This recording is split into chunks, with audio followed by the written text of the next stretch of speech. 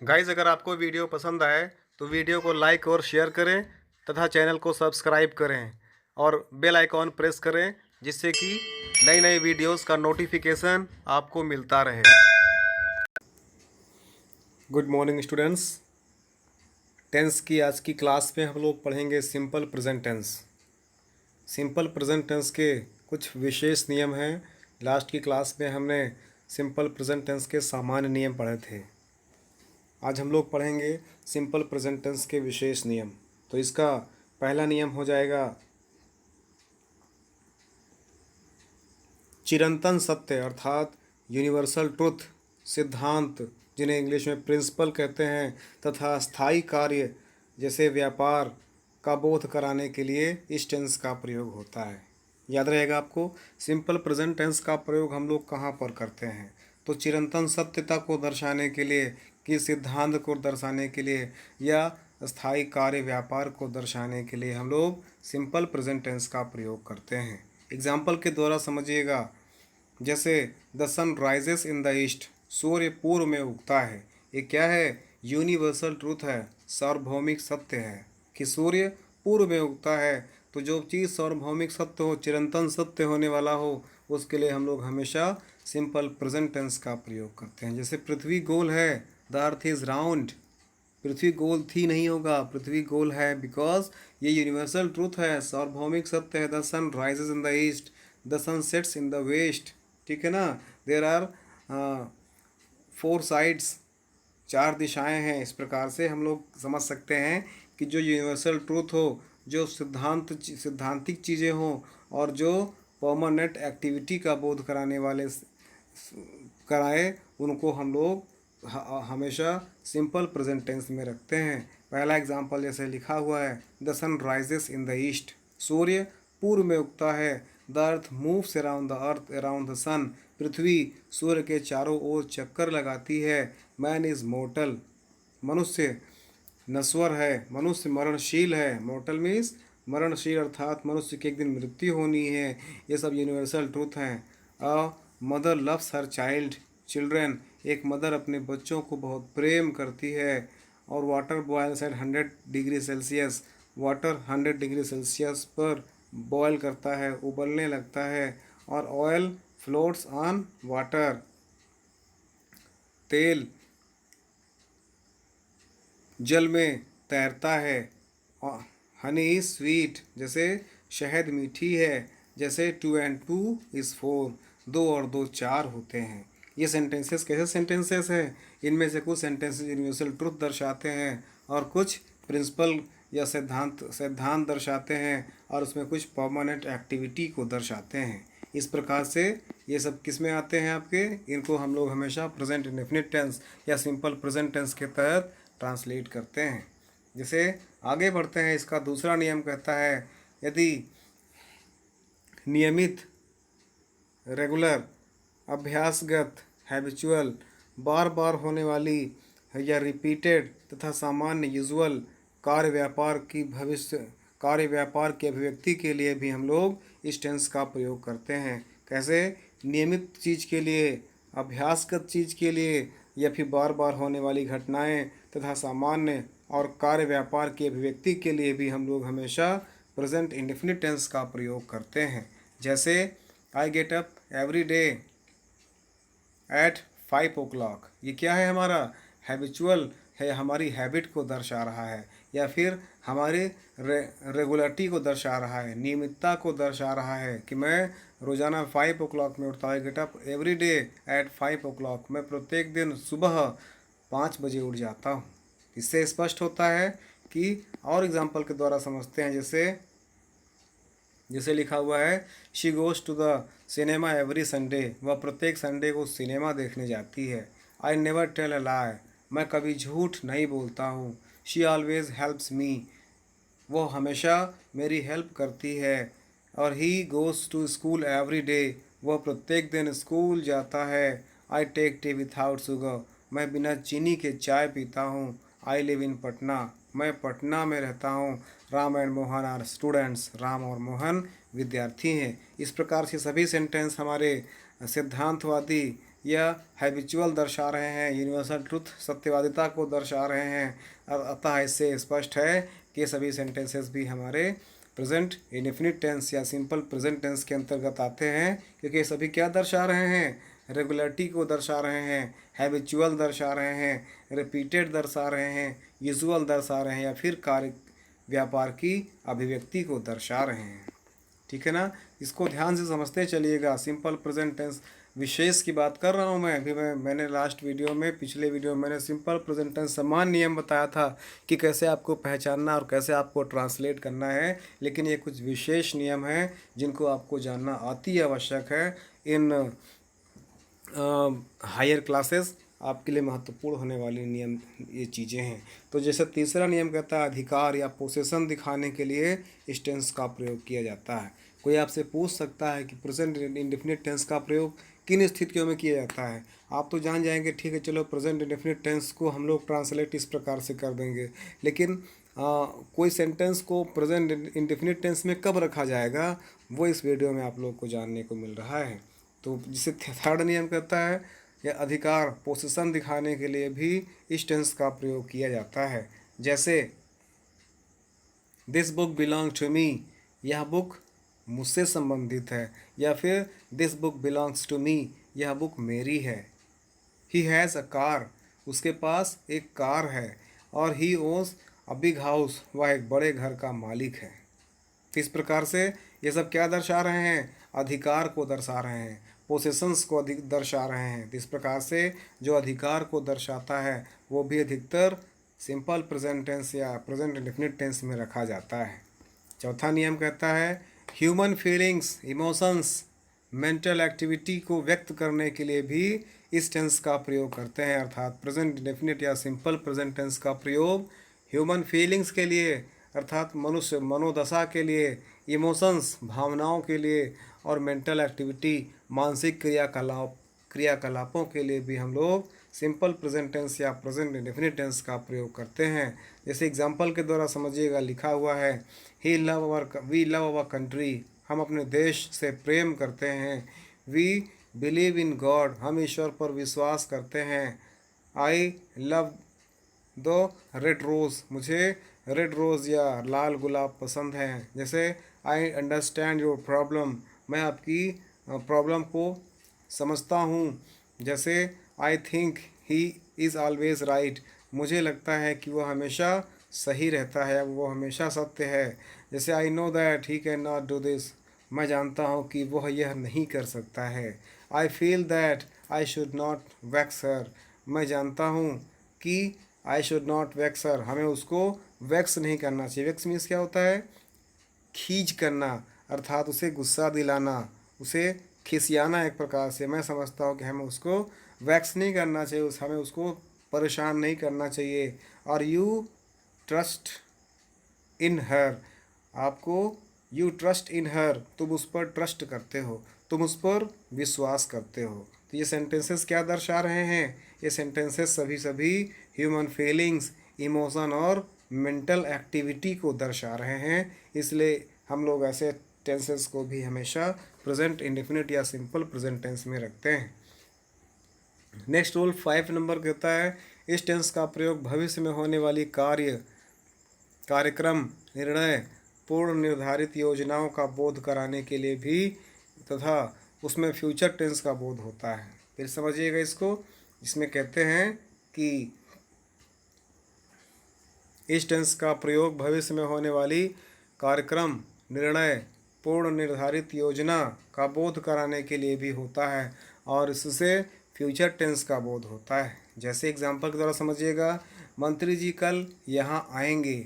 The chief minister comes here tomorrow, यहाँ पर देखिए the chief minister comes here tomorrow, ये हमारा सिंपल प्रेजेंट टेंस में बना हुआ है, लेकिन जो इसका अर्थ निकलेगा वो मुख्यमंत्री जी कल यहाँ आएंगे।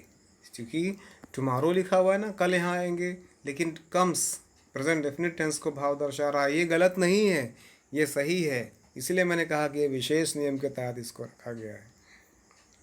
अगला एग्जांपल जैसे है ही leaves for London next Sunday. देखो लीव्स लिखा हुआ है, प्रेजेंट डेफिनेट टेंस को दर्शा रहा है, लेकिन जो इसका भाव निकलेगा वो फ्यूचर टेंस का बोध कराएगा। जैसे वह अगले रविवार को लंदन रवाना होगा, he leaves for London next Sunday. उसी प्रकार से अगला नियम है, जैसे the plane takes off at 10 AM, विमान 10 बजे उड़ेगा। फ्यूचर टेंस में है, लेकिन इसका जो हम लोग इंग्लिश में ट्रांसलेशन आ रहा है वो आ रहा है the plane takes off at 10 AM। क्यों ऐसा हो रहा है? क्योंकि ये भविष्य में होने वाले कार्यक्रम, निर्णय या पूर्व निर्धारित योजनाओं का बोध करा रहे हैं, इसलिए इनका भाव तो फ्यूचर टेंस में होगा, लेकिन इसको ट्रांसलेशन हमें प्रेजेंट इंडेफिनिट टेंस में करना होता है। जैसे इसी प्रकार लिखा हुआ है go to Mumbai next week. Next week में आने वाले ये फ्यूचर टेंस को दर्शा रहा है, लेकिन आई गो, मैं जाता हूँ, तो पूरा भाव निकलेगा हिंदी में मैं अगले सप्ताह मुंबई जाऊँगा। कंफ्यूज नहीं होना है, ध्यान से पढ़ते रहना है, समझना है, जहाँ पर नहीं आ रहा है समझना है, मुझसे पूछना है, मैं आपको बताऊँगा। जैसे लिखा हुआ है ई नंबर में लिखा हुआ है when does the college reopen, college पुनः कब खुलेंगे, ये सबका सवाल है। When does the college reopen, college पुनः कब खुलेगा। तो इस प्रकार से व्हेन डज, डू डज का प्रयोग सिंपल प्रेजेंट टेंस के लिए होता है, लेकिन यहाँ पर भाव दर्शा रहा है फ्यूचर टेंस का, इसलिए इसका हिंदी अर्थ निकलेगा कॉलेज पुनः कब खुलेगा। तो नोट में विशेष में ध्यान दीजिएगा, ऐसे वाक्य में फ्यूचर टाइम बताने वाले एडवर्ब ऑफ टाइम का प्रयोग होता है। एडवर्ब ऑफ टाइम के माध्यम से हम लोग उसको फ्यूचर में ले जा लेते हैं, लेकिन उसका ट्रांसलेशन प्रेजेंट इंडेफिनिट टेंस के अंतर्गत ही करते हैं। ठीक है ना, याद रहेगा आपको। तो इस प्रकार से आइए छठे नियम पर चलते हैं, जो कि लास्ट नियम होना चाहिए, नहीं, छठे नियम पर चलते हैं। छठा नियम कहता है अगर प्रिंसिपल क्लॉज में फ्यूचर टेंस प्रयुक्त रहे तो समय शर्त का बोध कराने वाले सबऑर्डिनेट क्लॉज में प्रेजेंट टेंस का प्रयोग होगा। ध्यान सुनिएगा, समझिएगा। अगर प्रिंसिपल क्लॉज क्या है, सबऑर्डिनेट क्लॉज क्या है और कोऑर्डिनेट क्लॉज क्या है, मैं इन तीनों के लिए अलग से वीडियो बनाकर आपको समझा दूंगा। आज समझने का प्रयास करिएगा कि जब प्रिंसिपल क्लॉज में फ्यूचर टेंस प्रयुक्त रहे तब समय शर्त का बोध कराने वाले सबऑर्डिनेट क्लॉज में प्रेजेंट टेंस का प्रयोग करते हैं। तो जानने के लिए हल्का समय चर्चा कर लूँगा। प्रिंसिपल क्लॉज वो क्लॉज होते हैं जो मुख्य उपवाक्य होते हैं, अर्थात जो सेंटेंस का मुख्य भाग होता है, वो प्रिंसिपल क्लॉज होता है। और जो सबऑर्डिनेट क्लॉज होते हैं, अर्थात जो प्रिंसिपल क्लॉज पर आश्रित होते हैं, प्रिंसिपल क्लॉज का जो भाव है वो स्पष्ट होता है, उसे किसी दूसरे क्लॉज की आवश्यकता नहीं होती अपने भाव को स्पष्ट करने के लिए, लेकिन सबऑर्डिनेट क्लॉज को अपने भाव को स्पष्ट करने के लिए प्रिंसिपल क्लॉज की आवश्यकता पड़ती है। एक होता है कोऑर्डिनेट क्लॉज भी प्रिंसिपल क्लॉज की तरह फ्री होता है। मैं बताऊंगा उसको जब सिंथेसिस पढ़ाऊंगा आपको, तो आपको मैं इसके बारे में समझाऊंगा डिटेल में, तो इसको आप समझिएगा। एग्जाम्पल के द्वारा समझते हैं। एग्जाम्पल जैसे लिखा हुआ है we shall get wet if it rains, we shall get wet, हम भीग जाएंगे, इफ़ इट रेन्स, अगर बारिश होती है। तो देखिए शर्त है ना इसमें, तो फ्यूचर टेंस में प्रयुक्त होगा, और साथ में बाद वाला जो हमारा सबऑर्डिनेट क्लॉज होगा वो प्रेजेंट टेंस में आएगा, प्रेजेंट इंडेफिनिट टेंस में आ जाएगा। ठीक है ना, जो हमारा मेन क्लॉज होगा वो तो फ्यूचर टेंस में रहेगा। जैसे इसमें लिखा हुआ है वी शैल गेट वेट, हम भीग जाएंगे, इफ़ इट रेन्स, अगर बारिश होती है। तो ये इफ़ इट रेन्स ये सबऑर्डिनेट क्लॉज है, वी शैल गेट वेट ये हमारा प्रिंसिपल क्लॉज का होगा। अर्थात अगर सिर्फ इतना सेंटेंस लिख दिया जाए वी शैल गेट वेट, हम भीग जाएंगे, तब पर भी ये वाक्य पूरा हो जाता है। लेकिन अगर सिर्फ इतना लिखा होता इफ़ इट रेन्स, अगर बारिश होती है, तो इससे स्पष्ट हो रहा है कुछ न कुछ सेंटेंस और रहा होगा, तब जाकर के इसमें कंडीशनल इफ़ का प्रयोग किया गया है। तो इस प्रकार से we shall get wet if it rains, हम भीग जाएंगे अगर बारिश होती है। उसी प्रकार से नेक्स्ट एग्जांपल है you will get success if you try hard, आप सफल हो जाओगे अगर आप कठिन मेहनत करते हैं। आई शैल टीच हिम, मैं उसको पढ़ाऊँगा, इफ़ ही कम्स, अगर वो आता है तो मैं उसे पढ़ाऊँगा। I shall wait till you finish your lunch, I shall wait, मैं आपका इंतज़ार करूँगा, till you finish your lunch, जब तक आप अपना लंच खत्म करो, अर्थात आपके लंच खत्म होने तक मैं आपका वेट करूँगा। We shall start as soon as we are ready. We shall start, हम शुरू करेंगे, as soon as we are ready, जो ही हम तैयार होते हैं। उसी प्रकार नेक्स्ट है, इफ़ यू रीड, अगर आप पढ़ते हो तो यू विल पास, आप सफल हो जाओगे। इफ़ यू रीड, अगर आप पढ़ते हो तो यू विल पास, आप सफल हो जाओगे। यहाँ पर ये सबऑर्डिनेट क्लास आगे आ गया और प्रिंसिपल क्लॉज इधर हो गया। आपको समझना है, जो पूर्ण वाक्य होगा, जो पूर्ण भाव दर्शाएगा, वही उस सेंटेंस का प्रिंसिपल क्लॉज होता है, और जो अधूरा भाव होता है, जो प्रिंसिपल क्लॉज की हेल्प से अपना भाव दर्शाता है या स्पष्ट करता है, वो हो जाएगा हमारा सबऑर्डिनेट क्लॉज। तो अगला एग्जांपल देखते हैं, if you take medicine you will get well, अगर आप मेडिसिन लेते हो यू विल गेट वेल, आप ठीक हो जाओगे। उसी प्रकार से if he runs fast he will win, अगर वो तेज़ दौड़ता है तो वो जीत जाएगा। तो इस प्रकार से इसमें क्या दर्शा रहा है, प्रिंसिपल क्लास वाला भाग फ्यूचर टेंस में है, लेकिन सबऑर्डिनेट क्लास वाला भाग प्रेजेंट टेंस में है। इसको समझिएगा, इस प्रकार के टेंस को भी हम लोग सिंपल प्रेजेंट टेंस में रखते हैं। चलिए नेक्स्ट एग्जाम्पल की तरफ, नेक्स्ट नियम की तरफ आते हैं। भूतकाल की घटना को सुस्पष्ट तथा जोरदार बनाने के लिए भी सिंपल प्रेजेंट टेंस का प्रयोग किया जाता है। याद रखिएगा, भूतकाल के सेंटेंसेस को स्पष्ट और जोरदार बनाने के लिए या इम्फैटिक बनाने के लिए भी क्या करते हैं, सिंपल प्रेजेंट टेंस का प्रयोग करते हैं। जैसे एग्जांपल इससे क्रिकेट वगैरह में होता है ना ज़्यादातर, उसमें ज़्यादातर सेंटेंसेस को सिंपल प्रेजेंट टेंस में ही रखा जाता है। तो यहाँ पर भी वैसे रखा गया, जैसे the gang of robbers attacks the village last night. हालांकि लास्ट नाइट से लग रहा है पास्ट टेंस में है, लेकिन अटैक्स से लग रहा है सिंपल प्रेजेंट टेंस है।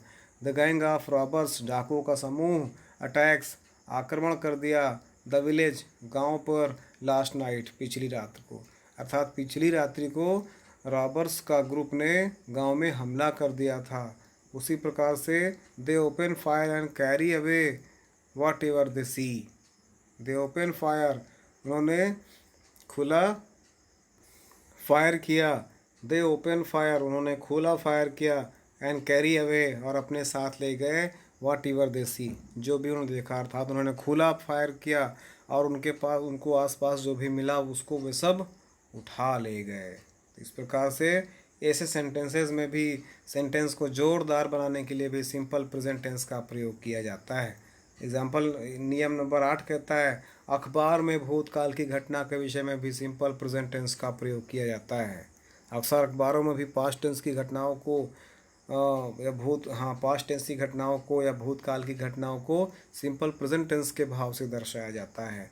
जैसे एग्जांपल देखिएगा, the chief minister challenges the election commission on many issues, कहते हैं the chief minister challenges the election commissioner, chief minister ने इलेक्शन कमिश्नर को चैलेंज किया, ऑन मेनी इश्यूज, कई इश्यूज से, कई मामलों में, अर्थात कई मामलों को लेकर के मुख्यमंत्री जी ने इलेक्शन कमिश्नर को चैलेंज किया, चुनौती दिया, हाँ, उनसे बात किया। इससे अगला एग्जांपल है, 3 प्रिजनर्स स्कैप फ्रॉम जेल, 3 कैदी स्कैप फ्रॉम जेल, जेल से भाग गए। पास्ट टेंस में है, स्कैप्ड होना चाहिए था ना, लेकिन स्कैप है केवल। 3 प्रिजनर्स स्कैप फ्रॉम जेल, 3 कैदी जेल से भाग जाते हैं, या 3 कैदी जेल से भाग गए। इस प्रकार से हमने जाना अभी तक कि कैसे हम लोग प्रेजेंट टेंस को यूज़ करेंगे। हमने लास्ट वीडियो में पढ़ा था कि प्रेजेंट टेंस को हम लोग कैसे ट्रांसलेट करेंगे, लेकिन इस वीडियो में हम लोग जान रहे हैं कि किन किन टेंसेस को प्रेजेंट टेंस में रखा जाता है, कौन कौन सी कंडीशंस हैं इसके लिए। तो इसका नेक्स्ट नंबर कहता है, मैच या किसी आयोजन का आंखों देखा हाल सुनाने में, अर्थात कमेंट्री को लाइव बनाने के उद्देश्य से सिंपल प्रेजेंट टेंस का प्रयोग किया जाता है। कमेंट्री होती है, क्रिकेट होता है, क्रिकेट में भी पुरानी बातों को या अभी भी जस्ट घटी घटनाओं को या पास्ट की घटनाओं को प्रेजेंट में दर्शा करके उनमें जीवंत लाया जाता है, उनको लाइव प्रसारण करने का प्रयास किया जाता है। जैसे एग्जाम्पल के द्वारा समझिएगा, Muralidharan throws the ball, Muralidhar ball फेंकते हैं और Dhoni moves a bit and hit the ball and score 6 runs.